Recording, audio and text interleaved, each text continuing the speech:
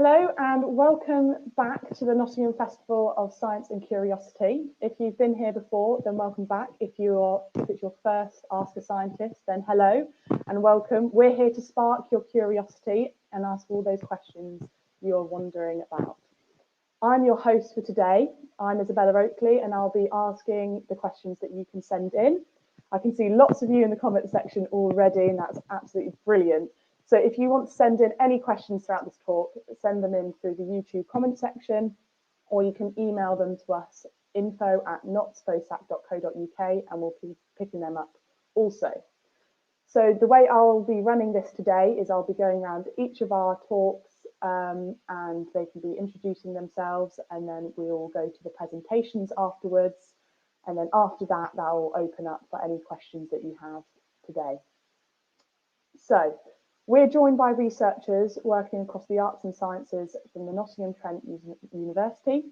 We'll find out how expertise in the arts is now important in the development of new medical devices and treatments, discover what their jobs entail, find out about their career paths and what they have studied at school. So Richard Arm, if you could first introduce yourself, that would be great. Morning everyone. So I'm Richard Arm and I work at Nottingham Trent University in the School of Art and Design.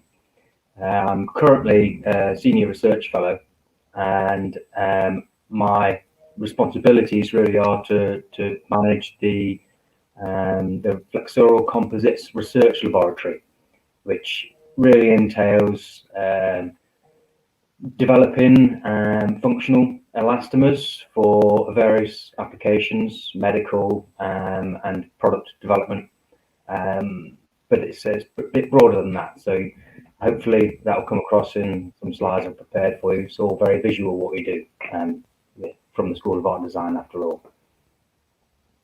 Great, thanks Richard. And to you, Ryan Young. Good morning guys, how's it going? My name's Ryan Young and I am the technical specialist for the mould making and casting department at Nottingham Trent University's School of Art and Design, so similar building to where Richard Arm works too. My main roles are teaching across the School of Art and Design and helping to facilitate 3D design, sculpture and replication for students who are interested in doing that. And that can be from a range of courses, anyone from fine artists and fashion designers through to architects and product designers. So I get to work with a whole array of people in the art and design world. That's great. Thanks, Ryan. And to you, Sindhu Luguda. Good morning, everyone. I'm Pastor Luguda. So I'm a research fellow currently at Nottingham Trent University at the Advanced Textiles Research Group. I'm an electronic engineer and I work currently with electronic textiles, where we combine electronics with textiles to create like smart garments. Brilliant. Thanks very much. So just to remind you, if you've got any questions, please send them in. I'll be trying to monitor them and I'll ask them as well. We're going to have presentations from each of our talks today, and then I'll open up to the ground for further questions. So Richard Arm, if you would like to start with your presentation, and I believe you've got some slides to share. Yeah. I do. Can you see that? Okay. Perfect. Thank you. Okay. Right. So as I mentioned, I'm a researcher at the School of Art and Design, and I'm in the research group called the Advanced Textiles Research Group, and I run a laboratory which is kind of a branch of that group. My specialism really is centered around a mixture of science and art, so it's very much a mixture of the two disciplines, but within the sciences, I tend to lean more towards biology and the applications of elastomers to support biology and mimic biology. So that essentially involves a few different elements. A lot of it is using 3D printers to replicate the living condition, organs and internal kind of detailing of the body, but also external detailing of the body. And that really kind of comes from my sculpting past and my expertise in materials and reproduction and fabrication.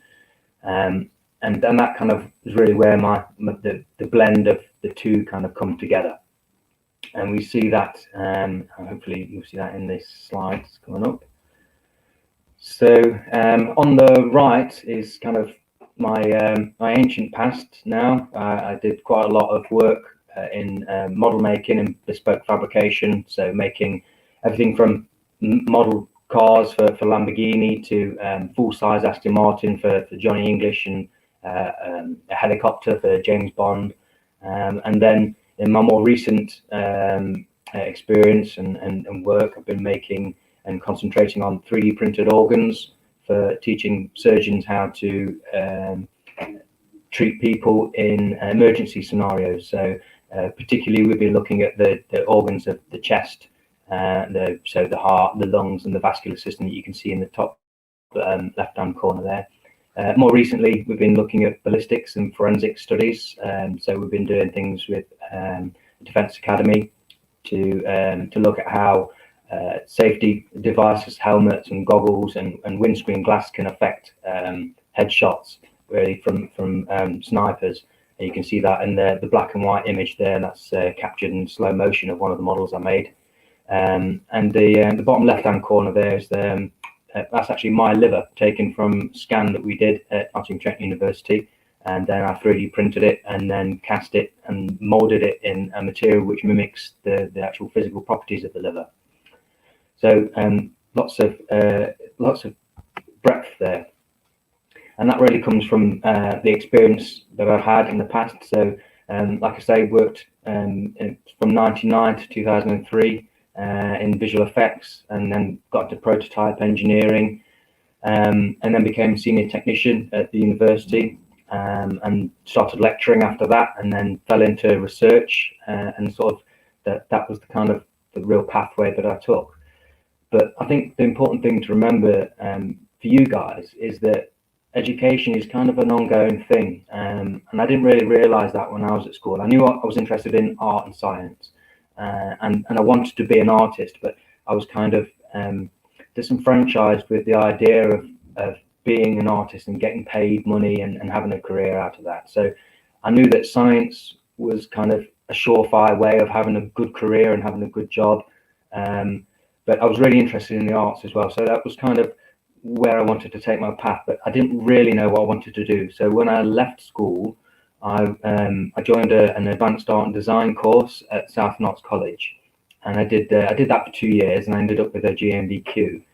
But I still really didn't know what I wanted to do. And then I saw a few movies, and I thought I'd quite like to do some special effects for movies. So I joined a model design course at Hertfordshire University, and I did that for 3 years. And when I left there, it was actually in my second year. I did a work placement making models at a model shop, and making tea and sweeping up firstly, as you usually do in these kind of positions. But then as time went by and I showed my worth, I was able to start making things. And the more I made, the more I really started to enjoy the process of making and understanding materials and how materials kind of work together to kind of support lots of different areas that I was interested in particular science. So then I kind of I got a job at university as a technician and started making even more things. And the more I made, the more I realized that I was actually becoming the expert rather than the student. And then I started getting involved with surgeons asking me to make body parts for teaching. And I realized that was kind of where I wanted to go, because it was quite close to the science and medicine and art. They were kind of all started to blend into one. So yeah, then I did a master's degree in science, actually, and within that I started to really unpack the idea of using 3D printing and combining that with mold making and materials and my knowledge of elastomers to reproduce a human heart, and that was kind of quite popular. And then from that I got some funding from the military to do the organs of the chest to support military training and exercises for treating wounded soldiers in the battlefield. And that's kind of where it's gone from there. And there's quite popular video online of one of my pieces that I did in 2017. And if you type in my name and dummy, you'll see the video. It's quite graphic, so just be aware, don't be eating your breakfast or anything when you're watching it. But it got received like 26 million hits. I think it went quite viral. So you'll see that on YouTube, and you can see my career pathway there. I'm doing my writing up a PhD at the minute. So I never realised, or never even imagined that I'd be doing a doctorate or become a doctor in philosophy when I was at school. It was never even in my mind that that's where I would go. But as it happens, doing the work and making the things and keeping an open mind as to where I wanted to go, but also staying true to my passions helped me to really kind of realise my ambitions and my goals in life. So that's it. I'll welcome any questions. Thanks. Thanks, Richard. That's really interesting, especially your pathway and all the different things that you've been a part of. We've also already got some questions coming in, but we'll come to them at the end. Pasindu, if you'd like to go next and share your slides. Is that right? Have you got slides? Yeah. Okay.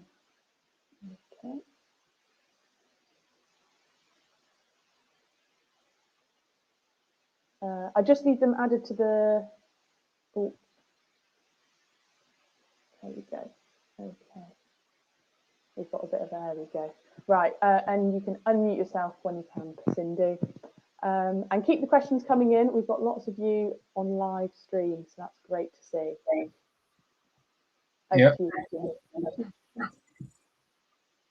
Hello, guys. I'm a research fellow. I'm Pastor Lugada. I'm a research fellow in the electronic textiles architectures in the Advanced Textiles Research Group. My current role is to to automate the production of electronic yarns. So my work has looked into different things. So most of my work has looked at combining electronics with textiles. So when I started my PhD, I was looking at embedding these miniature electronic chips, like really tiny, like 1 millimeter electronic chips within textile yarns. So textile yarns are the building blocks of clothes. So everything is made using yarns. By embedding these electronics within the textile yarns, you hide the electronics, so no one knows you're wearing electronics. It's completely hidden, and it also protects the electronic chips from mechanical, like when you wear it and when you wash these clothes, these electronics can get damaged, so it protects it. Something that got popular with my work was this smart socks that I created for diabetic ulcer detection. So diabetic ulcers, as you all know, is one of these, you might know, is one of these big wounds that happen in diabetic people with diabetics. Once you get these wounds, it's quite difficult to get rid of because it just eats up your skin, and you have these wounds for a few years, and some people have to get amputated after that. So the best thing is to prevent these kind of wounds from happening in the first place. I've also looked at illumination. You can see a small video there where you can see the electronics is completely hidden and it's individually addressable LED arrays. And and you can see when I take it over, you can't see the electronic, it's completely hidden.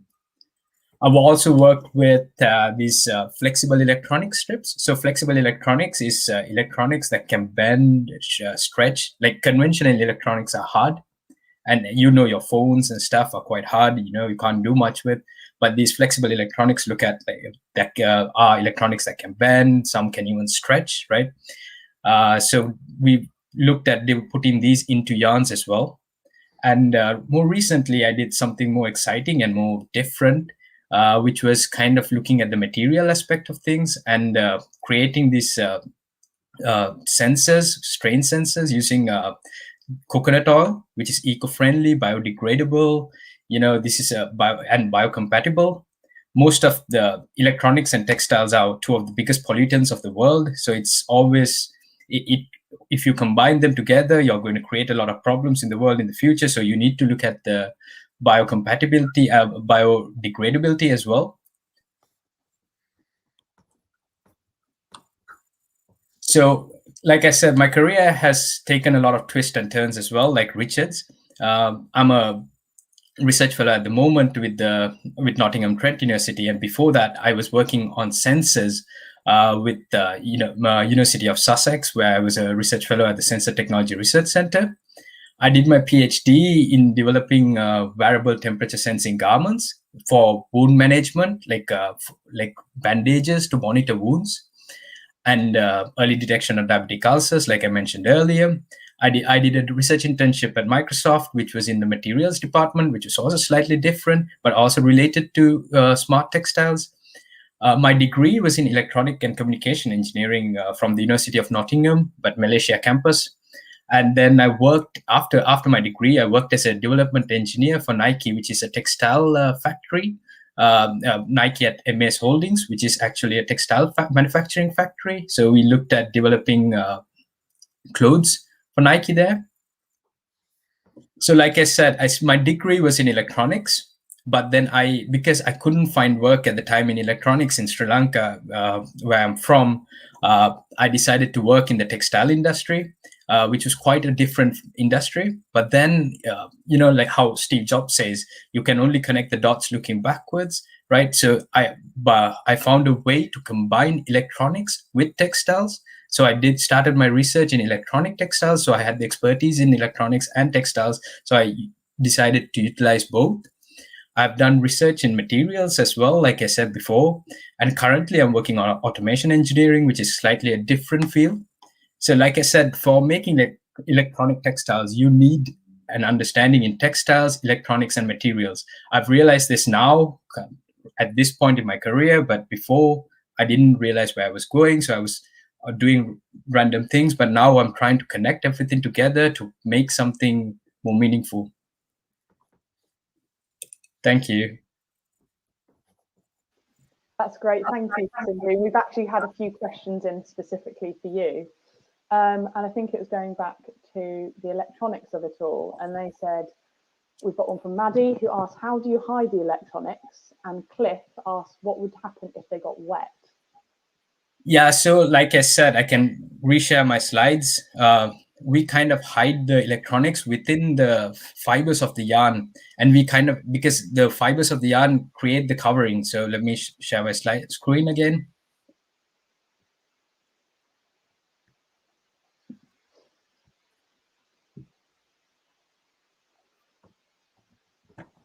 Okay. Can you see it?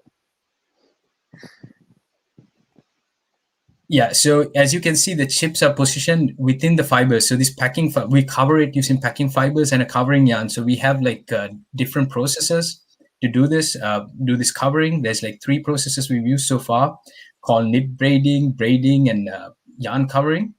And for washing, what we do is we cover it with a polymer encapsulant, it's an epoxy. It's like a resin. We cover the entire chip with this resin, and this protects moisture getting into the chip. So it protects the chip from being damaged by moisture. And you can also machine wash these garments. This is what it makes it really interesting. So you can wash it in the washing machine. Yeah, and it's really, really small, and that's how it's all hidden, and you can't see it. It's extremely tiny, so it's like a millimeter. You don't even see it. You don't even feel it. You don't even know you're wearing it. That's the main thing. Yeah, really interesting stuff. Thank you, Cindy. Okay, we're going over to Ryan now. We have many questions to get through at the end of this, all to do with how your careers have leveled out. So Richard is sharing your slides for you. Or have you got them, Ryan? I do have them on here, if it will allow me to, if it works. Okay, give that a go, and we can share yours instead. Can you see that? Perfect. There we go. Thank you. Lovely, no worries. Hi guys, so as I was mentioning before a little while ago, my name's Ryan Young, and I'm the technical specialist for mould making and casting, and that is within the Department of Art and Design at Nottingham Trent University.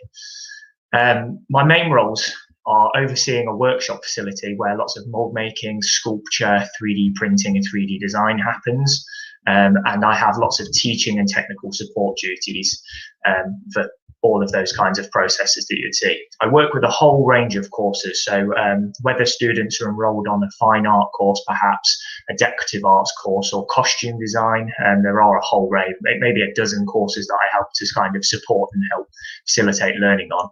But any students who are interested in these kinds of elements, whether it be composite materials, 3D printing, or raw sculpture in clay, I'm one of the port of calls that they can come to for technical assistance, a little bit of teaching, and work within that area to kind of realize their 3D designs or whatever it is they're making.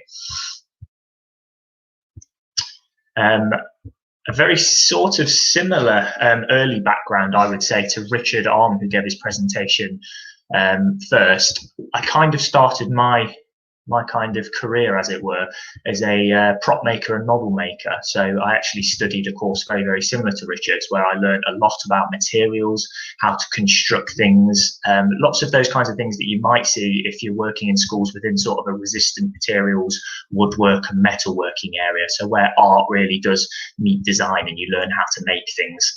I've had lots of really, really interesting experiences being able to work over multiple things, and some of these pictures show some of that. So the image on the left is a recent piece of work that myself, Richard, and a team of student interns did, where we were able to replicate the Robin Hood statue to send as a gift over to China in our twin city, which is Ningbo, twinned with Nottingham.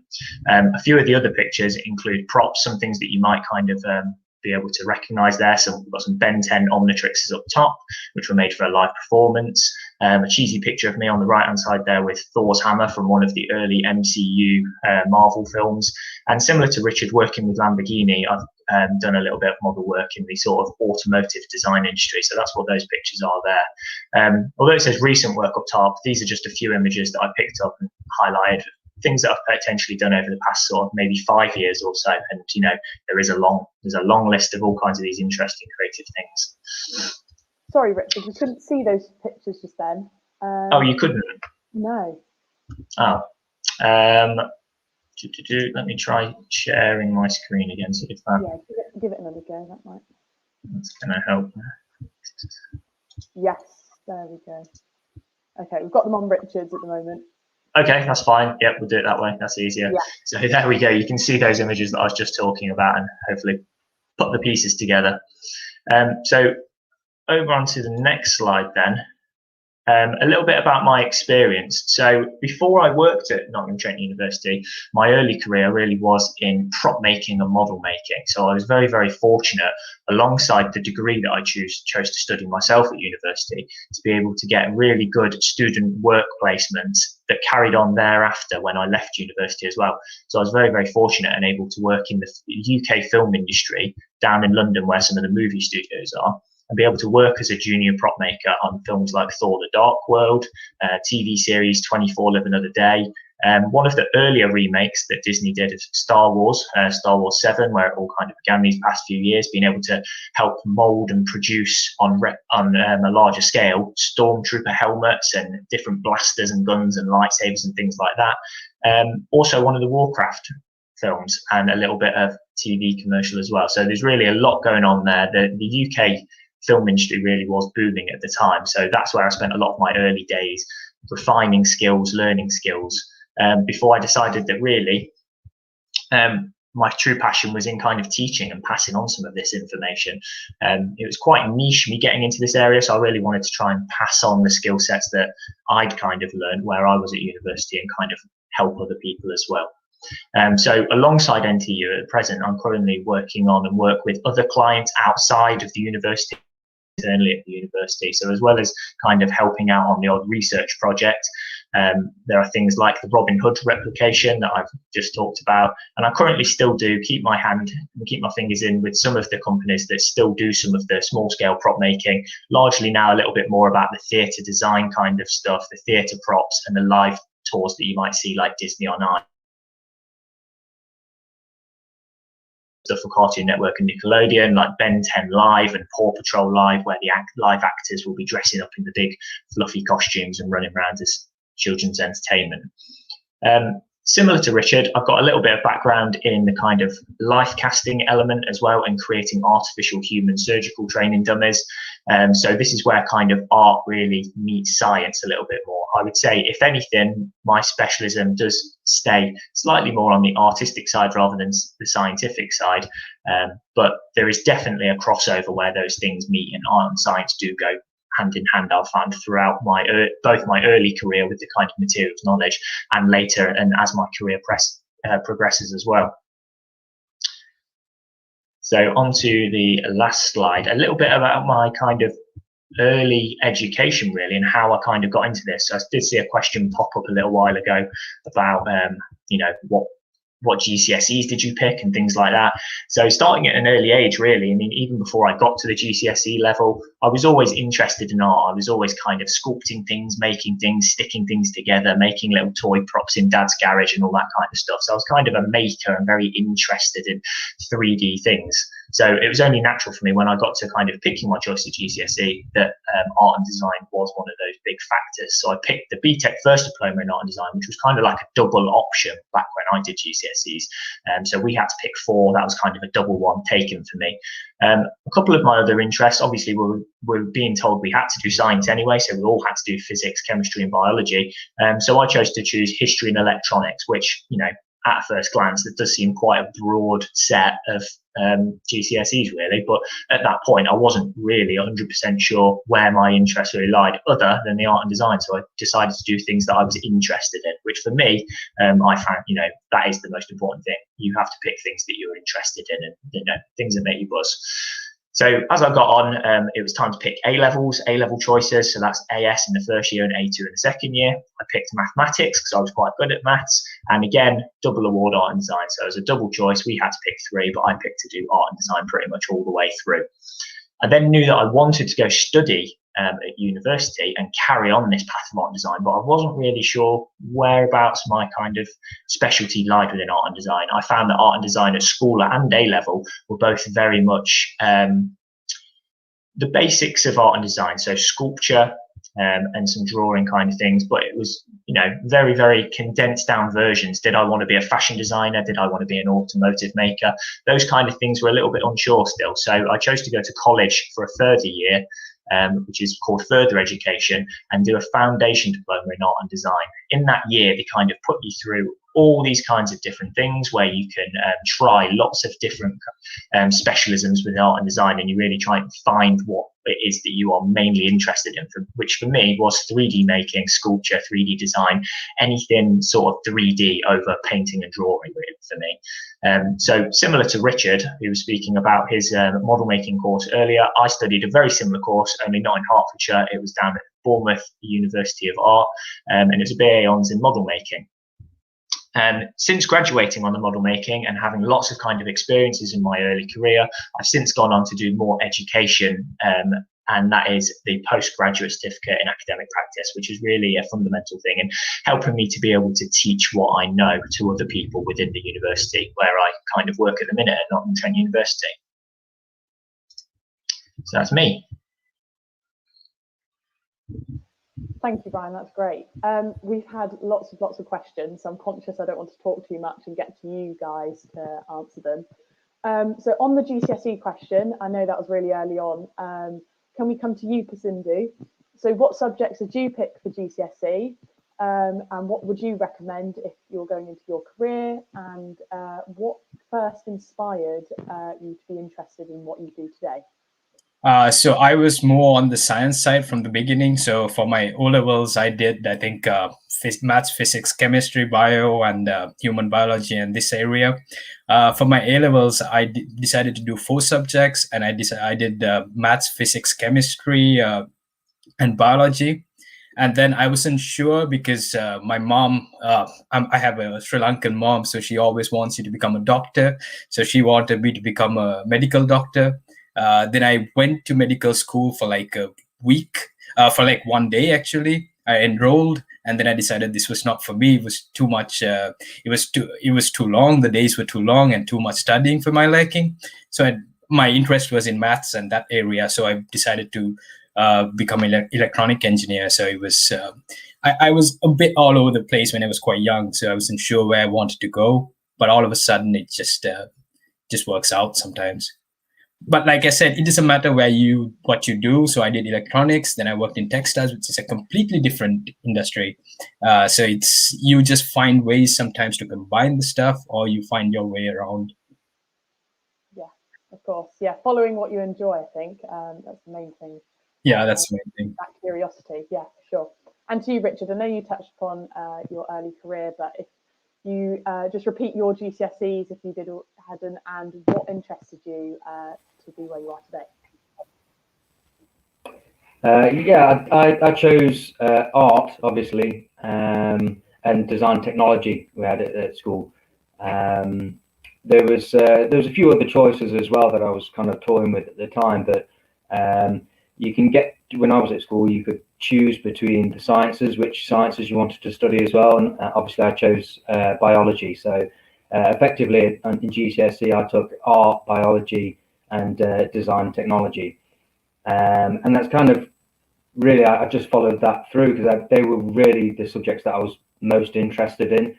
I didn't really have a lot of interest in medicine to begin with, actually. In fact, the thought of blood kind of and seeing blood and things like that kind of really disturbed me. But having now done human dissections and been in cadaver laboratories and watched trauma patients and all that kind of stuff, I kind of become desensitized to it all now. So that kind of was really freed me up in that sense. And I think it's the same for a lot of people that, and it did make me wonder actually how many great doctors and surgeons there were who were great with their hands, who'd be brilliant at performing surgery, but just could never get past the whole blood and gore stage of the whole thing and look at it more objectively like an object to be repaired rather than a human body that's undergone trauma. So actually looking back, I would have quite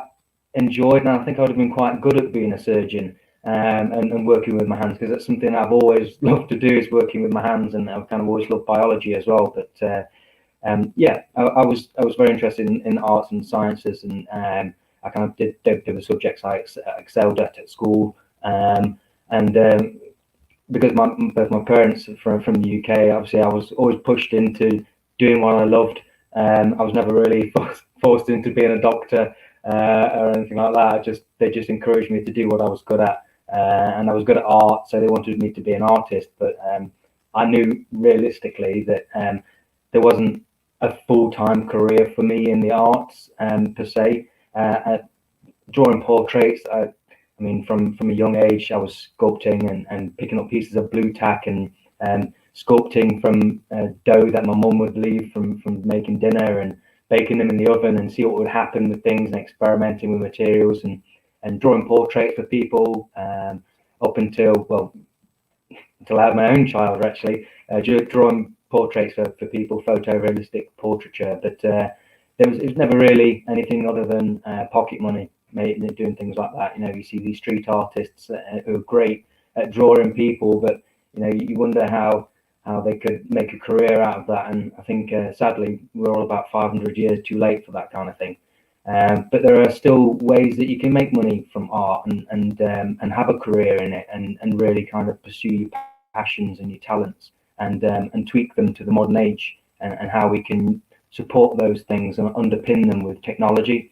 And that's really what interests me now, is how there's a merge between technology and craft and the sciences and art, and how we can use things like 3D printing to kind of form a substrate for us then to sculpt over the top of, to enhance that, and use technology to do all the boring bits.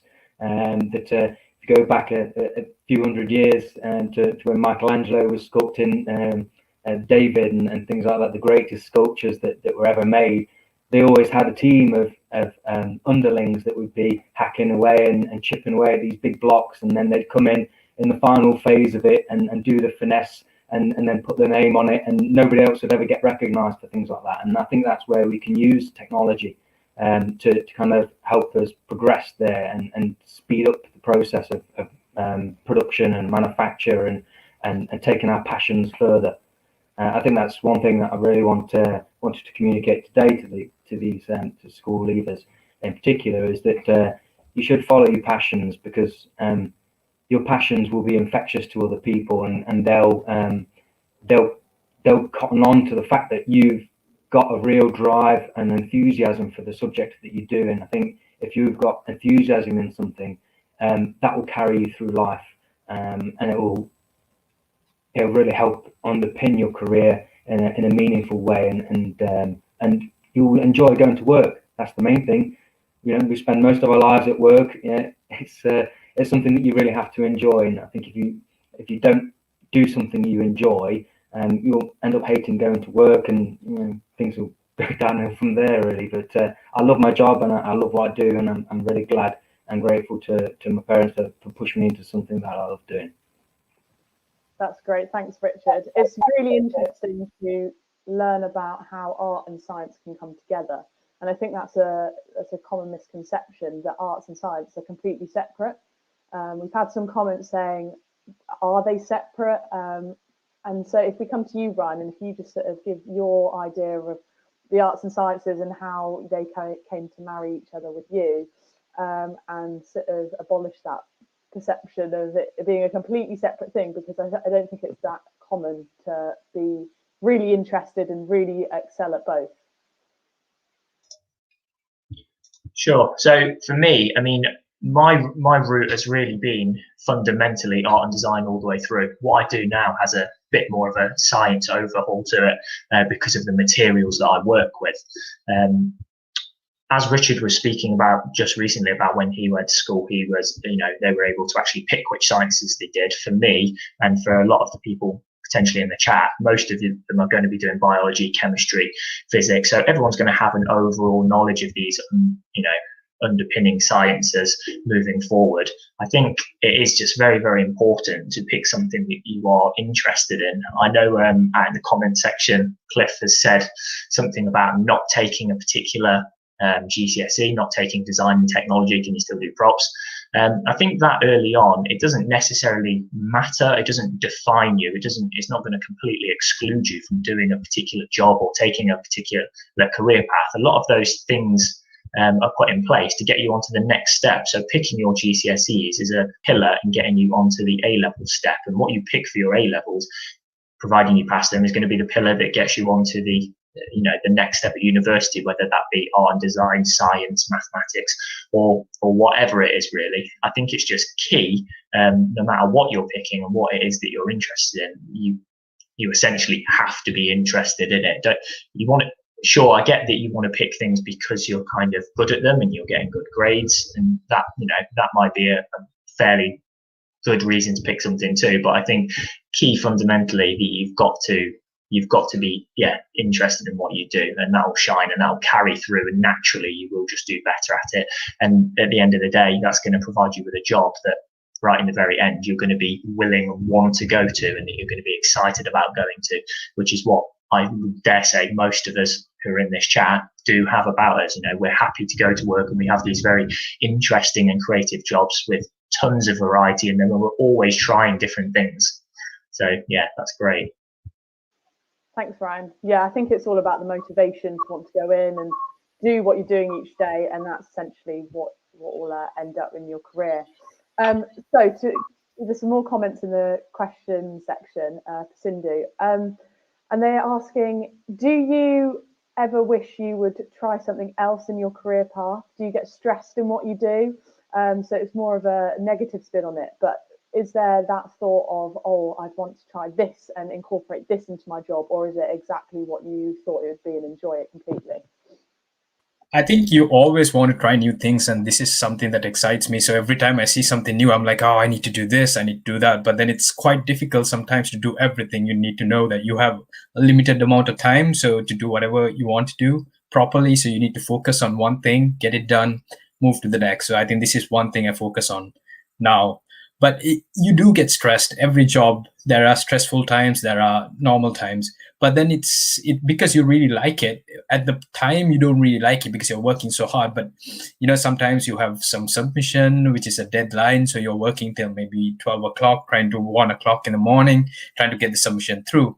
But when you're doing that, you hate it. But as soon as you're done with that, in a week, I can do it again. It's just you just get you like it in a way. You miss it if you don't have that. I think after a while, it's your brain is like, it has to be more challenging. You know what I mean? So you make it challenging for yourself. So that's the good thing about research. So you can make it as challenging as you want for yourself, or you can make it as easy as you want. But for me, it's making it challenging is more exciting. That's great. Yeah, and it's a rewarding feeling as well once you've got through that week or whatever. Yeah, exactly. Exactly. You feel great about it. Yeah, for sure. So on that, coming back to Richard, can you sort of expand on sort of the satisfaction of the job and maybe that same rewarding feeling? It could be a similar thing, but where does that come from, and what's something you think, yes, I really enjoy this. This is why I'm doing my job.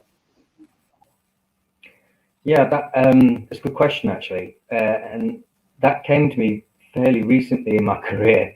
Particularly when I made the mannequin. We're actually producing the mannequins now that use the heart and lungs, and we've sold some to air ambulance crews and paramedic crews in the UK and abroad, and that kind of hit home for me that actually what I was doing was meaningful, and it was helping people, and it was having an impact in the world where I always knew I wanted to do something that was important and would make a difference to people, and would make a change somehow to the world.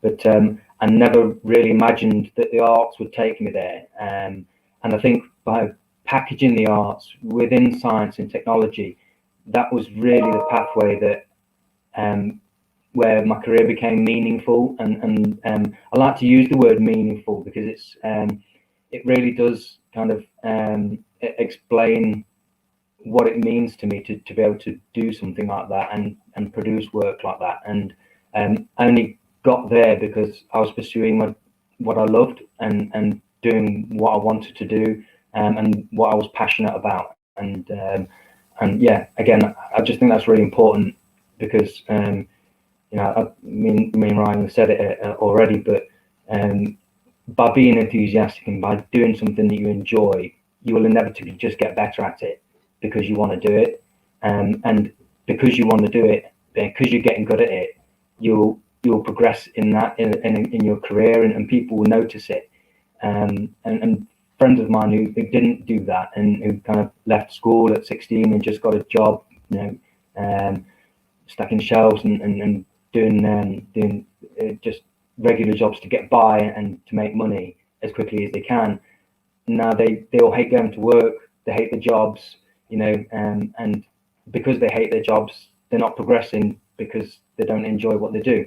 And I think if you want to progress and get better and do more and take things to your career to a meaningful level, which is not just meaningful to yourself, but is meaningful to the world, and being able to make your mark and to be able to give something back and stamp your name on the world like you were here. I think that's what we all want, really, isn't it? That's what everybody wants from their career, to be able to do something that not just that they enjoy, but will kind of make a change and will have an impact. Thanks, Richard. That's great. And Ryan, your satisfaction in your job, we haven't got too long left, but if you just say and touch upon that for me. I guess other than at the minute with all the coronavirus restrictions, I can't really grumble with my job. I get to go into work each and every day, meet new people, young, enthusiastic artists and designers who are all trying something new. So I'm always kept on my toes. There's always fresh ideas kicking about, and generally it's a creative and happy place, environment to work in. It's absolutely brilliant. One thing I will say, I know all of us have kind of touched on our experiences and our kind of how we've got into it and all that kind of stuff. And some of the jobs and some of the titles and things like that might seem like they're all, a million miles away and just completely obscure from where you are at the minute, wherever you're studying, whatever you're studying. And these are things for lots of us, the things that we've talked about that have happened from degree level onwards. Before degree level, it's worth me noting, whilst I was doing GCSEs and A-level, I've worked in Argos, I've worked in Iceland Frozen Foods, I've worked at a golf club, all these kinds of other little jobs. We haven't really talked about those, but the progression kind of happens, and the more educated you get and the more into it you get, those things start to happen. Great, thanks, Brian. And I just want to end on this question with you, Pasindu. Do you ever think about creating an invention for yourself, or is it still just that hunger to build and do the challenges each week? Is that where it stems from, or do you ever think, oh, I can create that? Yeah, I most of the time I think that. So most of the time I think about, I can create this kind of really cool product, and sometimes I even come to Richard and tell him I have this great idea, right? I can do this. I think we can do this thing, and then. But the problem is, like, one thing I've realized is, like, I can't do everything, so I need to focus, and that's the main thing. Taking something far, you can start a lot of things, right? But if you don't focus on one thing, because the hardest bit, like, more 80% of the work is finishing it. Like, the last 20% take 80% of your time almost, right? Like, if you start something, it's always easy to start something. It's easy, you can get started with many things, but like completely taking it to the next level and working that much, becoming good at it takes time. So I think focusing on one thing, that's my main thing right now. That's what I'm trying to do as well. So because I also have these different ideas of doing different things. Of course, yeah. Thank you, Pasindu. Well, there was lots of questions to get through, and I think we've gone a little over, but it was worth it. So thank you all to our speakers for today. Thank you for tuning in. I hope you enjoyed the talks that we had and the rest of your Nottingham Festival of Science and Curiosity, and we hope to see you again soon. Thank you. Bye. See you.